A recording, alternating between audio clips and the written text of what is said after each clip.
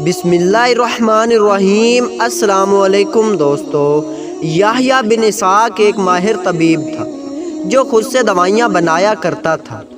एक दिन वो अपनी दुकान पर बैठा हुआ था कि उसके सामने से एक जनाजे का गुज़र हुआ। जब जनाजे पर इसकी नज़र पड़ी तो उसकी ज़बान से बाआवाज़ बुलंद ये जुमला निकला, ऐ मैयत के घर वालों, तुम्हारा ये आदमी बक़ैदे हयात है, तुम्हारे लिए उसे दफन करना जायज़ नहीं।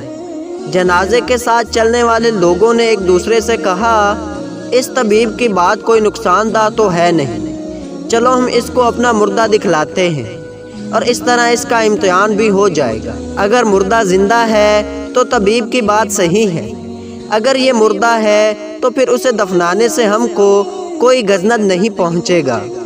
चुनाचा लोगों ने तबीब को बुलाया और उससे पूछा, तुमने जो बात कही है उसको साबित कर सकते हो? तबीब ने उनसे मुर्दा घर वापस ले चलने को कहा। घर पहुंचकर मैयत का कफन निकाल कर उसे गुसल खाने में दाखिल किया और उस पर गर्म पानी डालने लगा।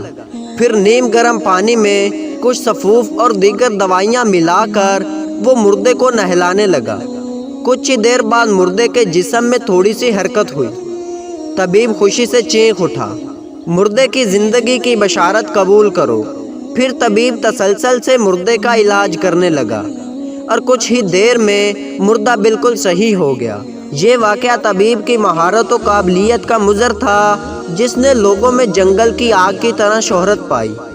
बाद में जब तबीब से पूछा गया कि आखिर किस बुनियाद पर तुमने जनाजा देखकर समझ लिया था कि वो मुर्दा नहीं बल्कि ज़िंदा है, तो उसने बताया कि मैंने देखा कि मुर्दे के पाँव खड़े हैं, हालांकि मुर्दे के पाँव सीधे खड़े नहीं होते।